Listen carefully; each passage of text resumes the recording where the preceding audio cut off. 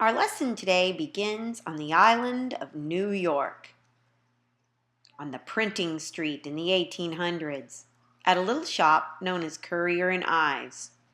Nathaniel Currier and James Merritt Ives weren't artists. They simply owned a shop with printing presses.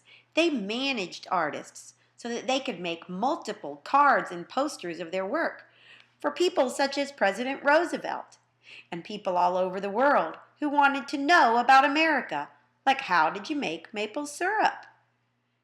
Their prints show us many things about life in another time. People didn't have television, and when they'd read fantastic stories in the newspaper, they wanted a picture, and an artist provided that. People whaling in such a little boat. The American pastime of baseball. How was that played? These prints were made on a lithography stone. A special ink into the stone would roll through a press, and you were able to make multiple prints of the art instead of just one. Some artists specialized in things such as horses, like this advertisement for the newly invented velocipede, or bicycle. Our artist today is Fanny Palmer, one of the few women artists, and her specialty was the train.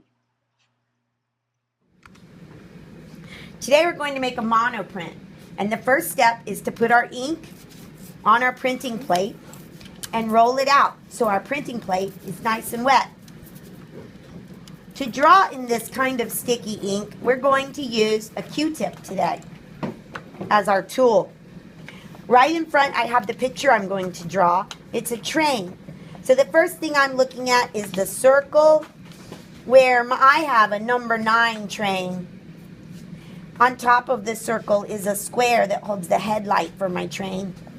And then I have a trapezoid that is blowing some smoke out the back.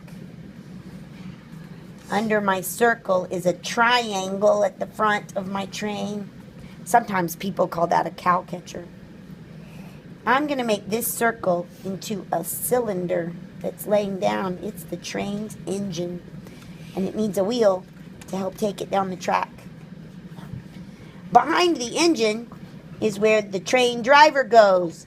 So it's a rectangle with a rectangle on top. And I'm going to put his head right here with his arm waving at me out the window. And then I need some wheels to hold the train driver on the track too. And I want to put the train track underneath all my wheels so it can drive. All right, next I take my green paper and I'm going to place it on the top of my print. I really don't want my hands to get in the ink. So I rub from the bottom to the top on both sides, keeping my hands only on the paper. When I think I've rubbed the whole thing, pick it up by the corner, and voila.